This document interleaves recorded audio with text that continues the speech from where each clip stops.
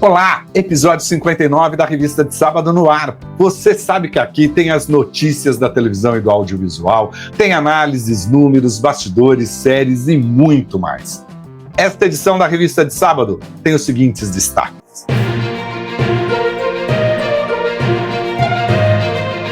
Final de Garota do Momento registra a maior audiência da faixa das 6 da tarde dos últimos 3 anos. Qual o balanço da novela? Segunda tem estreia de Eta Mundo Melhor. Vamos saber detalhes da novela. E o Gildan Alves relembra 5 novelas que mostram a vida no interior do Brasil e que fizeram sucesso na TV.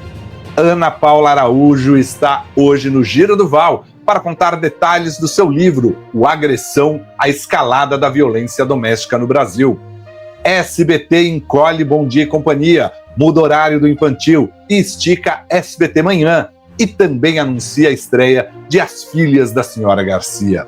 E vamos falar também sobre a Rede TV. Júnior Guesla traz o que funciona e o que pode melhorar na emissora. Estes e outros assuntos você confere aqui na Revista de Sábado. E já que estamos só no começo deste episódio, deixe o seu like, hypa esse vídeo, compartilhe, comente os assuntos, faça sua inscrição aqui no canal do Vanucci. E claro, indique ele aos seus amigos.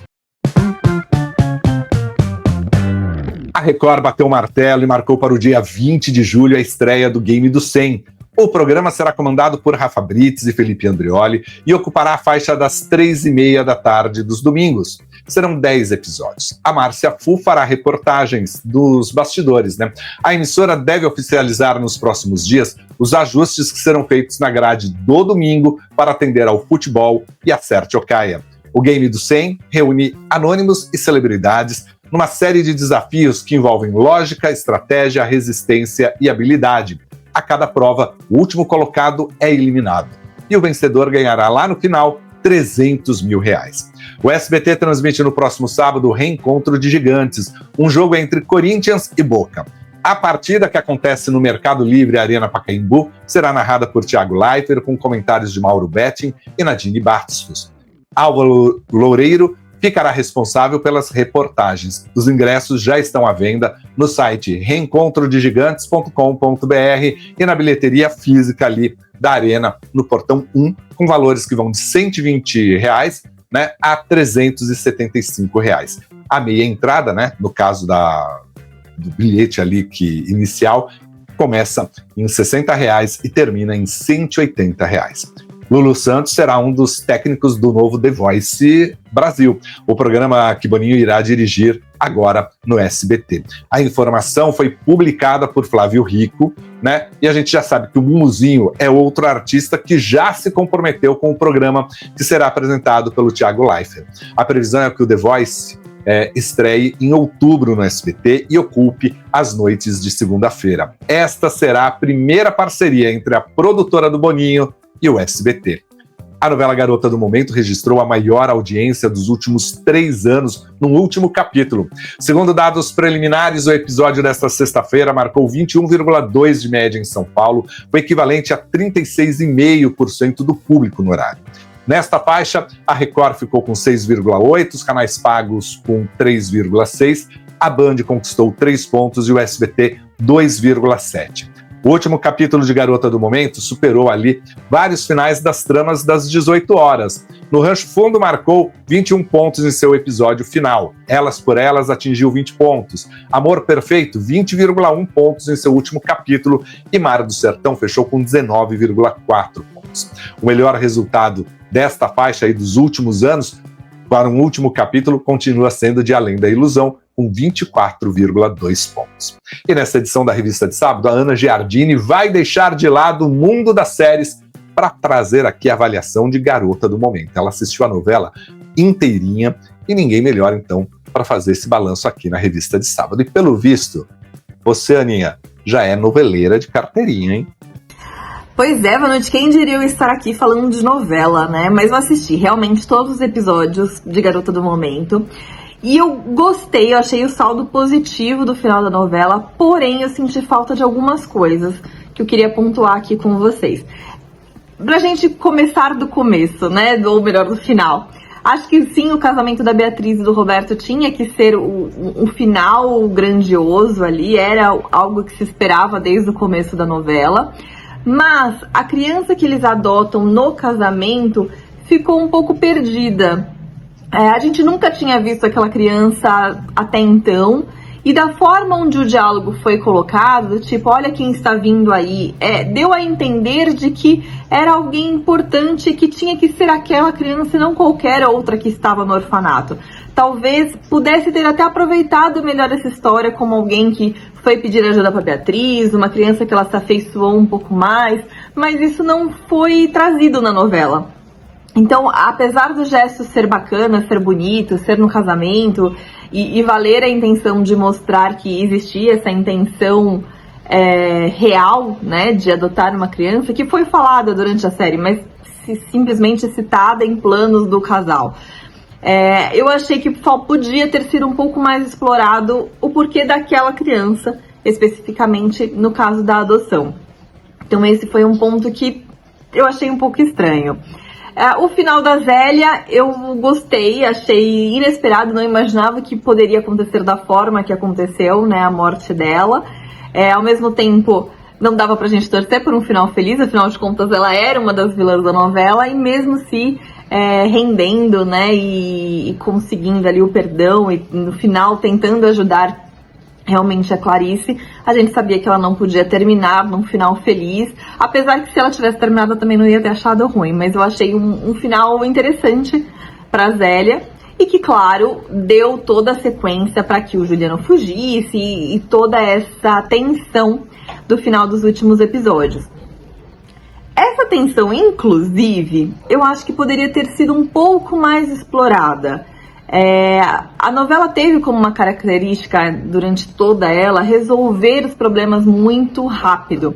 O que em várias lives que a gente conversava na quarta-feira eu sempre elogiei, porque eu achava que as problemáticas surgiam e em 3 episódios, no máximo, elas já se solucionavam e apareciam novas, e deixava a novela muito dinâmica.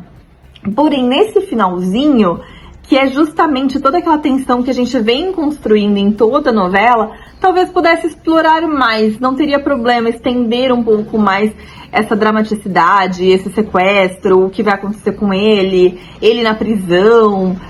Eu acho que são pontos ali que poderia ter sido explorado melhor. Agora, o que eu não perdoo é a gente não ter visto nenhum dos julgamentos da Maristela e da Bia e ter ficado simplesmente no diálogo. Pelo menos o último mês inteiro, a gente acompanhou a expectativa para esses julgamentos. Será que ela vai ser condenada? Será que ela vai ser culpada? Por quanto tempo? Como é que vai ser essa negociação? A Maristela fala que já comprou o juiz. Então eu esperava realmente, pelo menos algumas cenas desse tribunal que me deixassem na dúvida do tipo, será que a justiça vai ser feita? Será que a Maristela vai conseguir comprar mais uma pessoa? Ou será que diante de todas as provas vai existir um juiz que não vai ser corruptível e que vai realmente dar a sentença a favor da Beatriz ali, apesar da Bia estar envolvida também? Então, assim, essa expectativa do que ia acontecer, se a Bia ia ser condenada por quanto tempo, se a Maristela ia ser condenada por quanto tempo, o Cássio, todos esses personagens desse tribunal, eu senti que faltou. Eu falei assim, mas como assim? De repente, num diálogo depois do intervalo, eles resolveram todas essas questões. Passou, foi rápido e dinâmico como a novela vinha se apresentando, mas eu acho que ela pecou porque ela poderia muito ter aproveitado um pouco mais as cenas desse tribunal. Era algo muito esperado. Então eu senti muita falta disso.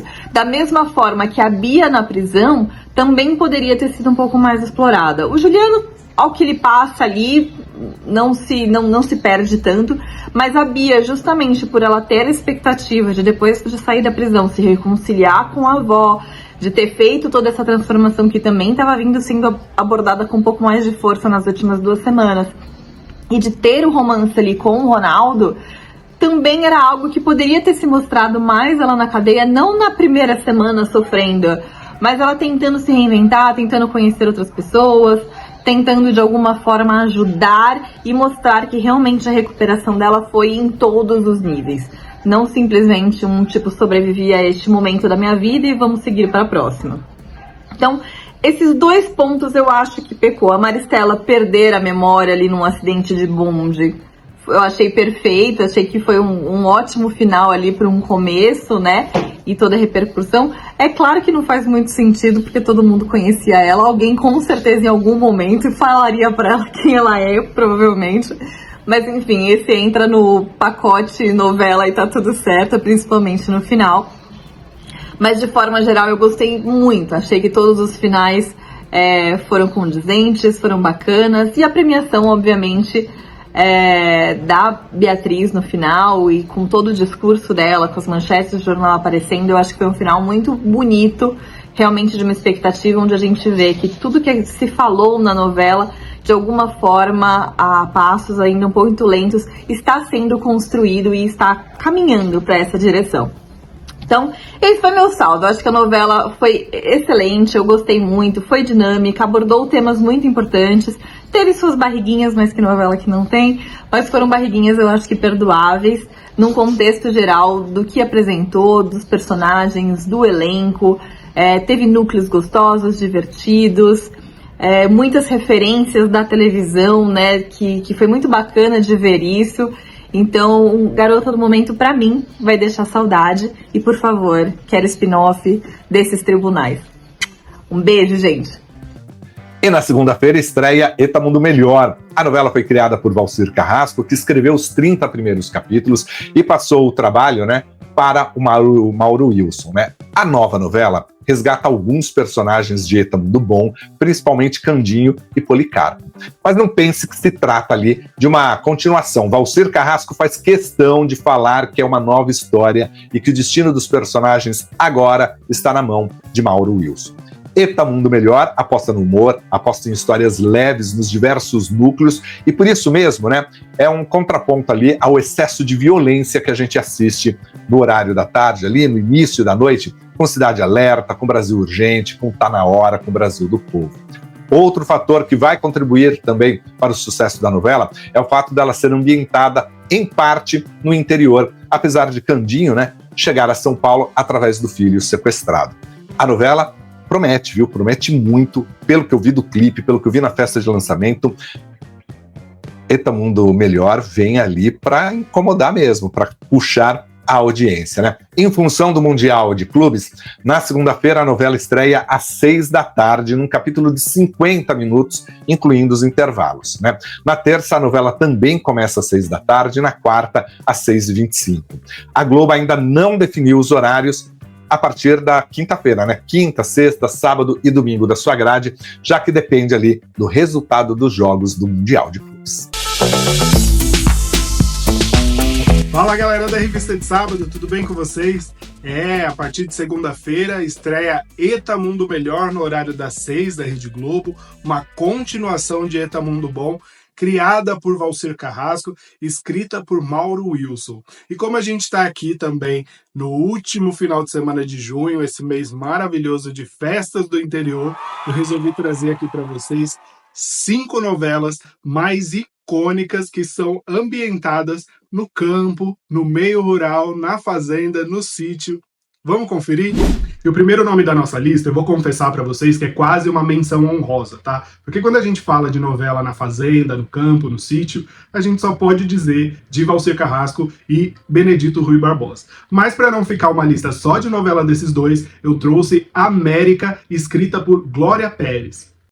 América trouxe um universo novo para a televisão, que é o universo dos rodeios, e popularizou termos muito específicos como as Maria Breteira, o boi bandido, o Tião, vivido pelo Murilo Benício, era um peão de rodeio que se apaixonou pela Sol. E além de mostrar ali o universo do rodeio brasileiro, também mostrou o universo do rodeio americano, que o Tião viajava para a América para disputar ali o rodeio, ou seja, um ícone, né? Um ícone das novelas foi a novela América, que tinha esse universo do caldo. E o primeiro nome da nossa lista é do início de Valcir Carrasco, ali no horário das 6, é a novela O Cravo e a Rosa. Foi ali que ele começou a incluir o núcleo da roça, o núcleo rural nas histórias, e dessa vez a história fazia muito sentido, né? o sítio do Petrúquio estava ali com dificuldades financeiras, foi então que tiveram a ideia de casar ele com a Catarina para que ele pudesse pegar o dote e alavancar ali de novo, restaurar o sítio que ele tinha ali com os tios, que vendia queijos e tudo mais. O nome da nossa lista não podia deixar de ter Pantanal, de Benedito Rui Barbosa e Bruno Luperi. Tanto a versão original quanto a versão de 2022 fizeram o maior sucesso na televisão brasileira, paisagens incríveis que levaram a gente para esse universo rural ali, do pai que tinha muitos bois e queria saber como que esse filho ia lidar ali com essa herança, e a Juma maravilhosa que virava onça, e todos os personagens místicos daquele interior do Brasil. E o quarto nome da nossa lista é de um verdadeiro fenômeno de audiência, Alma Gêmea, de Valcir Carrasco, a história de Rafael e Serena, também ambientada numa cidadezinha do interior, o campo ali onde o Rafael cultivava as rosas, e a família que vivia no sítio, com muito destaque para Mirna, de Fernanda Souza, que procurava ali um grande amor, que tinha como animal de estimação a patinha Doralice, que ela amava carregar para cima e para baixo, e também a novela que é lembrada justamente pelas cenas do chiqueiro, né? A vilã vivida pela Flávia Alessandra, Cristina, caiu de cara na lama e foi o maior sucesso de audiência.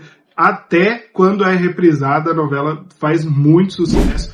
E eu deixei por último a mais icônica de todas, que é com certeza O Rei do Gado, de Benedito Rui Barbosa, uma novela cheia de emoção, que falava ali de boiada, falava de herança, falava de reforma agrária e muito mais. Bruno Mezenga e Luana inspiraram gerações ali com aquela história de amor do dono das fazendas com uma boia fria, uma sem terra, e foi sensacional a novela, que é muito amada por muitos fãs, né?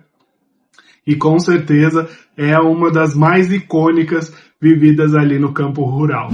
E aí, gostou da nossa lista? Eu trouxe aqui só sucessos, hein? Novelas que eu gosto bastante, e se você acha que tá faltando alguma, comenta aqui pra gente qual novela que tava ali no meio rural que você amou assistir. Comenta aí, que semana que vem tem outra lista. Se vocês tiverem mais sugestões de lista também, pode comentar. Beijão, ótimo final de semana e até mais. E a partir desta segunda-feira, o Bom Dia e Companhia será exibido mais tarde e com meia hora a menos. O infantil entrará às 8h30 da manhã no ar. O primeiro impacto, né, também perdeu meia hora com essa mudança. O infantil, claro, né, vai ser uma insistência ali do SBT, justamente para tentar conquistar as crianças durante as férias escolares. Vamos ver, né, se Patati e Patatá conseguem laçar as crianças ali durante essas férias escolares. Antes do Bom Dia e Companhia, haverá uma edição nacional do SBT Manhã. A emissora também confirmou a estreia no dia 7 de julho da novela As Filhas da Senhora Garcia. Ela será exibida às 8h45 da noite, logo depois do SBT Brasil. A Caverna Encantada ficará somente à tarde. E há indícios, então, de que Chaves e Chapolin deixem a grade noturna. A partir desta segunda-feira, a TV Cultura estreia uma nova programação infantil de olho nas férias escolares. Além de temporadas inéditas de sucessos já exibidos pela emissora, tem novos desenhos foram escolhidos. A TV Cultura ainda lança a faixa Matinê, com exibição de longas-metragens especialmente selecionados para o público infanto-juvenil. Entre as animações escolhidas para essa programação de férias estão Léo, o Caminhão, Planeta Palavra, Aninha, a Infância de Cora Coralina, Missão 347, Godofredo. Essas são apenas algumas das animações dos desenhos que serão exibidos. A programação completa da TV Cultura para esse período de férias para a garotada você confere lá no site canaldovanucci.com.br. Oi, Vanucci, estamos falando diretamente do lançamento do livro da querida Ana Paula. Tudo bem? Boa noite. Tudo bem, prazer falar com vocês. Igualmente, fizemos a chamada semana passada, viemos presencialmente. Esse livro é muito importante, porque você esteve nas 4 regiões do Brasil, entrevistou mulheres, agressores, o judiciário, muita gente. De onde saiu essa pesquisa, Ana Paula? Eu já comecei a pesquisar sobre violência contra a mulher já há um tempo. Eu escrevi um primeiro livro falando especificamente sobre violência sexual. Sim. E agora resolvi ampliar e falar um pouco sobre tantos outros tipos de violência que acontecem, né? Inclusive que vão além da violência física. Tem a violência psicológica, a violência moral, a violência patrimonial. Às vezes mulheres passam por situações que elas nem conseguem entender direito aquilo como violência, ou às vezes entendem, mas não conseguem sair daquilo, têm dificuldade para pedir ajuda. Então, eu achei fundamental aprofundar um pouco mais esse assunto. Os relatos foram assim, muito fortes, porque abuso, agressão são coisas muito terríveis que são enraizadas, infelizmente, na nossa sociedade. Sempre são. E acontecem muito dentro de casa, né? O que é mais cruel ainda, que é o lugar em que uma mulher, muitas vezes até uma criança, uma adolescente, deveria se sentir em segurança. E geralmente é o local onde todos esses abusos e violências contra a mulher acontecem. Então, é algo que a gente tem que ficar muito atento, porque está mais perto do que a gente imagina. Está do nosso lado. Às vezes a gente nem faz ideia do que está acontecendo à nossa volta e é muito mais comum do que a gente pensa. E entre esses casos, teve algum que te tocou mais? Aquele que te deu aquele aperto no coração, aquele embargo? Todos eles. Geralmente, as mulheres que eu consegui entrevistar conseguiram sair daquela situação de violência. Tem depoimentos muito duros, mas que ainda trazem aquela esperança ali, porque conseguiram sair, estão reconstruindo suas vidas. Sim. Agora, os casos de feminicídio são muito duros, né? De mulheres que, infelizmente, viram aquela violência crescer e acabou com um fim trágico. Então, todos esses casos são bem dolorosos. Eu acho que aqueles que chegam mais perto da gente Sim. são os mais difíceis, né? Aqui no livro eu conto o caso que eu noticiei de uma juíza Sim. que foi assassinada no Rio de Janeiro e que era uma mulher que frequentava o mesmo grupo de amigas, enfim, eu tinha pessoas que eu conhecia, que a conheciam, pessoa muito próxima a mim, então Sim. dá um sentimento assim de, nossa, poderia ter acontecido comigo. Enquanto isso estiver acontecendo com alguma mulher, na verdade, nenhuma de nós está segura. E as leis no Brasil, elas são exemplos para o mundo, mas na prática... A lei é ótima, só que falta ainda botar em prática, inclusive botar em prática todos os aspectos, né? A gente vê que a Lei Maria da Penha é muito conhecida pelo aspecto punitivo, de prisão, de medida protetiva, que é muito importante, mas falta ainda colocar em prática toda uma gama de medidas, principalmente na área de educação, que é o que previne esses abusos, essas agressões, é o que muda a mentalidade, é o que combate o machismo, combate essa violência tão enraizada que a gente vive. Ana Paula, qual que é o seu papel à frente do Bom Dia Brasil? Já desde 2013, você recebeu o Chico, Maju, Márcio Campos, grandes amigos do jornalismo, e você, de segunda a sexta, está conosco na TV. Eu adoro fazer jornal, acho que o papel que a gente tem de levar informação todo dia ali, informação confiável, bem apurada, é fundamental. Então eu sou muito feliz de estar esse tempo todo ali no Bom Dia Brasil, me sinto muito privilegiada. Falar em felicidade, hoje cedo você visitou suas vizinhas de horário também, Patrícia Poeta, Ana Maria Braga. Como foi esse café aqui em São Paulo, já que você fica lá no Rio? Que são duas maravilhosas, né? Aproveitei ainda sair com uma quentinha de coxinha, Ana Maria Braga. Famosas. Já teve isso, são famosas com justiça, porque são maravilhosas. A Patrícia é uma colega queridíssima, com quem eu trabalhei muito tempo na redação no Rio de Janeiro, né? A Patrícia foi do Fantástico, depois do Jornal Nacional, e ela abriu um espaço enorme no programa dela pra gente falar desse assunto. Foram dois encontros maravilhosos, duas mulheres incríveis que comandam ali com muita garra e com muita verdade aqueles dois programas lá da manhã ali na Globo. Foi muito bom. Pra gente finalizar, o que você espera e aonde chegar com esses dois livros, né? Que um é sequência do outro. O que eu espero é que as pessoas se informem. Aqui tem muita informação. Informação para você identificar a violência, para você combater a violência, para você saber acolher melhor uma vítima de violência. Então, que as pessoas tenham aqui informação, que reflitam sobre o que está aqui e que possam conseguir mudanças nas suas próprias vidas, na sua maneira de lidar com isso no mundo. Te convido o nosso público lá do Revista de Sábado do Vanucci para comprar seus livros. Por favor, leiam, informem-se, passem adiante, porque é muito importante. É um papel de todos nós, homens e mulheres. E de segunda a sexta? E segunda a sexta, todo mundo Bom Dia Brasil. Esperando todo mundo. Beijo. Beijo.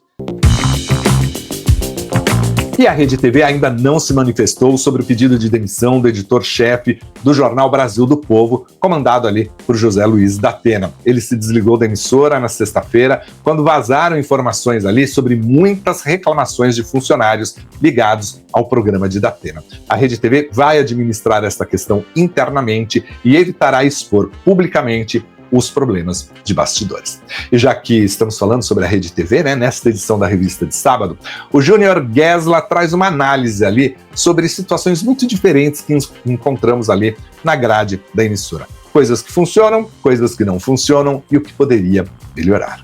Fala Vanucci, fala amigos do Revista de Sábado. Meu assunto hoje é Rede TV. Sim, Rede TV, que tem uma contradição das mais curiosas dentro da televisão brasileira atual. Ao mesmo tempo em que disputa a audiência residual, sendo em geral o quinto lugar de audiência das emissoras abertas, né, de uma forma geral, ficando atrás da Band na média da maioria dos dias, nós temos na Rede TV um fenômeno para mim que é um grande número de apresentadores e animadores de auditório que tem consigo um talento muito grande, uma expertise muito grande de TV aberta. Então nós temos na Rede TV várias facetas para analisar. Eu tô falando isso porque no último domingo, João Kleber, no meio da competição com o Domingão com o Hulk, também com o Domingo Espetacular e o Love Dance na Record, programa Silvio Santos e Roda Roda no SBT, né, conseguiu em alguns momentos ter pico de 2 pontos, o que para a audiência da Rede TV, que é, repito, uma audiência residual, é muita coisa, né? O programa do João Kleber, o Para Aqui, que é uma mistura de todos os programas que ele já apresentou na Rede TV, da qual ele é contratado desde 1999, desde a fundação, com apenas um hiato ali nos anos 2000, conseguiu ficar com média de 1 ponto. Média de 1 ponto para a Rede TV, nesse horário em que ela compete com produtos gigantescos da concorrência, é um número a ser considerado dentro dessa disputa pela audiência residual. Outra figura que é muito importante dentro desse cenário é Sônia Abrão, que consegue tirar do traço, levar muitas vezes para quase que uma média de 1,5, 2 pontos e depois devolve para o traço mais uma vez com a venda do horário para as igrejas. Isso também prejudicou muito a curta trajetória do Datena na Rede TV até aqui, porque não tem conseguido sair da casa decimal e eu imagino que não havia, ou não deveria haver pelo menos expectativa em relação a isso, porque a entrega ruim muitas vezes é muito responsável pelo que vem depois, pelo programa que vem na sequência. Então, a fidelidade que a Sônia Abrão construiu com o seu público, por exemplo, é uma fidelidade de quase 20 anos nesse retorno à Rede TV, fora outras passagens que ela teve pelas tardes das emissoras. Então ela carrega consigo esse público, que é um público muito fiel, que está sempre presente, e com isso faz com que o A Tarde é Sua seja um dos programas mais prestigiados dentro da Rede TV. Da mesma forma, o João Kleber, querendo ou não, o rodízio de formatos como o Teste de Fidelidade, o Você na TV, por exemplo, e outros produtos de entretenimento que o João Kleber colocou à disposição da Rede TV, com a verba que existe, que não que é irrisória perto de outras verbas de outras emissoras, é um resultado, sim, a ser comemorado dentro dessa audiência nichada e residual. De novo, tanto João Kleber, eu acho, quanto Sônia Abrão são duas figuras que conhecem o seu público e sabem o que oferecer para esse público. Entendem também como fazer mudanças importantes, pontuais ou estruturais no conteúdo para conseguir levar isso adiante.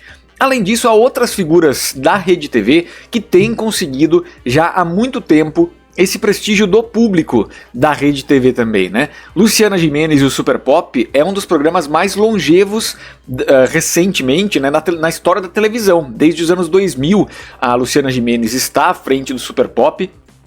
Passou por outros formatos ali dentro da Rede TV também, mas tem muito desses méritos de grandes audiências para a Rede TV. O TV Fama, que é um programa que também está no ar desde o início da emissora, também é responsável por algumas vitórias sobre a Band. E o Sensacional, com a Daniela Albuquerque, também foi um programa que começou de certa forma despretensiosa e hoje se torna um dos principais produtos da Rede TV no prime time. É verdade que no restante da programação é tudo muito difícil. Há ali uma dificuldade de conseguir ter sequências de horários e entregas que consigam pelo menos construir uma audiência que por um período do dia seja capaz de entregar uma consistência, né? É uma programação muito picotada entre programas próprios e horários vendidos, de uma forma geral. No fim de semana, então, isso se torna ainda mais grave, porque grande parte do horário é vendido. E aí você tem depois, no fim da tarde de domingo ali, a Hora do Zap entregando relativamente bem para o Paraquí, que consegue uma boa audiência também. Geraldo Luiz, que estava nesse horário anteriormente, conseguiu bons números em alguns domingos também, mas a média ficava sempre ali no 0,6, 0,8. De uma forma geral, quando a gente fala de audiência residual, é muito importante a gente entender que a gente está falando da audiência da Grande São Paulo. Quando a gente coloca essa audiência para todo o Brasil, é lógico que é uma audiência absolutamente distante de Globo, SBT e Record, por exemplo, mas há um público cativo dentro de todos os estados. A Rede TV é uma emissora que tem uma certa pulverização pelo Brasil, não o alcance das outras emissoras, mas tem um alcance importante também. Então, nesse sentido, quando a gente olha para a Rede TV, e aí eu trago de novo a reflexão inicial que eu trouxe, há uma contradição entre os profissionais de televisão aberta que trabalham ali, que são competentíssimos, estão há muitos anos na casa, né? E ao mesmo tempo a falta de capacidade da Rede TV de fazer uma reinvenção que consiga agregar faturamento, parte publicitária e comercial, para que essa sustentação traga uma programação cada vez mais própria e cada vez menos vendida. Eu torço muito para que a Rede TV consiga se recuperar, assim como o SBT dentro da sua característica de recuperação, porque quanto mais emissoras abertas nós tivermos fortes e com programação variada, quem ganha é você que está aí deste outro lado acompanhando o Revista de Sábado. Então um grande abraço para você que está nos acompanhando e segue a revista aqui com o Vanucci. Helena Ranaldi inicia na próxima sexta-feira a temporada de Por Trás das Flores no Sesc Guarulhos.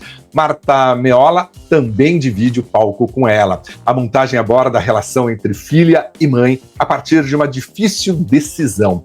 A mãe tenta convencer a filha a deixar o norte do Líbano e voltar para o Brasil, claro, para sua família. A história enfatiza as diferenças entre a cultura libanesa e a brasileira e mostra o quanto as realidades de mulheres de dois países tão distintos podem ter muitas semelhanças. Será uma curta temporada, a peça fica em cartaz até o dia 13 de julho, sempre às sextas-feiras e sábados, né, às 8 horas da noite e domingo às 6 da tarde. Os ingressos custam de R$18 a R$60, preços bem populares, vale a pena conferir. E já que o assunto é teatro, o Bora Jorge estreia hoje aqui na Revista de Sábado, com uma dica de espetáculo que ele e outros atores apresentam aqui em São Paulo. Amores Vermelhos, sob o sol de morango, é o primeiro voo da Ciatro, coletivo de teatro paulistano formado por atores e atrizes que investigam em cena a força das relações humanas. Eu sou completamente apaixonado por Amores Vermelhos, sob o sol de morango. Fendas, remendos, fragmentos sobreviventes do ser. São algumas das palavras que me trazem um pouco a ideia do que é Amores Vermelhos sob o sol de morango. E sempre buscando esses atravessamentos muito reais. É uma peça com poesia, com atores e atrizes muito presentes em cena, que gostam de fazer teatro.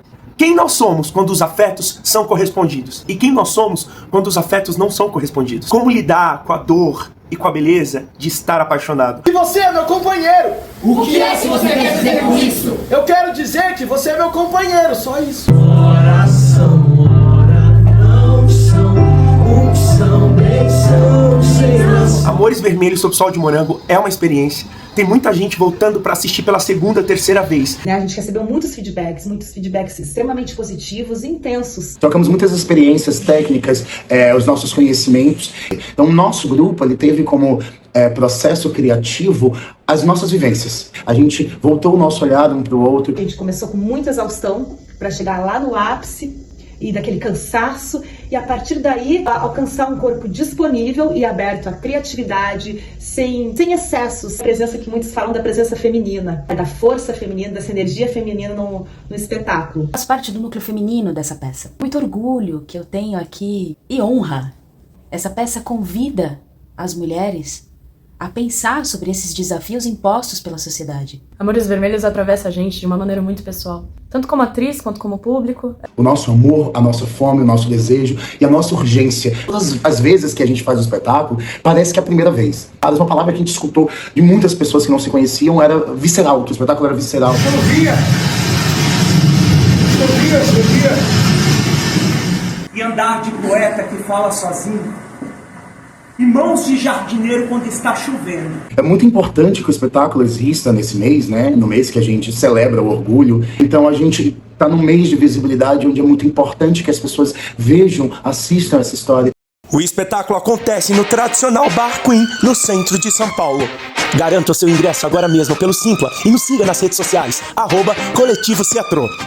Bom, e sempre que puder, o Jorge estará aqui na Revista de Sábado com os bastidores do teatro, com dicas de teatro, com o que a gente gosta, né? Com a arte em todas as suas plataformas, seja ela na televisão, no cinema, nas plataformas digitais e também nos palcos. O play dessa semana vai para a garota do momento. Os últimos capítulos da novela atenderam às expectativas do público e conseguiram encerrar temáticas importantes debatidas durante toda a sua exibição. A Alessandra Poggi, diz que o legado da sua obra, deste trabalho, foi justamente toda a repercussão de temas importantes nas redes sociais e na mídia. Parabéns! O stop dessa semana vai para o vazamento da foto de Heleninha bêbada na novela Vale Tudo. Nos dias atuais, rapidamente se descobre de onde partiu essa imagem, Eu sei que é novela, que precisamos voar, como diz Glória Pérez, mas também há limites. A partir deste domingo, o SBT exibe a série Titãs, logo após o programa Silvio Santos com Patrícia Abravanel. A produção promete conquistar na TV aberta, os fãs de super-heróis e aventuras eletrizantes, A série acompanha um grupo de jovens heróis que esses jovens se unem para tentar enfrentar ali as forças sombrias e salvar o mundo. Ao mesmo tempo que eles precisam lidar com os próprios dilemas pessoais, com esta fase, saindo da adolescência para a maturidade ali tão conturbada que todos nós conhecemos. E na próxima quarta-feira, a TV Cultura exibe o documentário Inspira, da jornalista e cineasta Patrícia Travassos. O filme traz como tema central a reflexão sobre os encontros da vida, as escolhas que fazemos e como queremos inspirar o mundo onde vivemos. Lenine, os Gêmeos, Itamar Vieira Júnior são alguns dos artistas que participam do projeto. Vale a pena você assistir.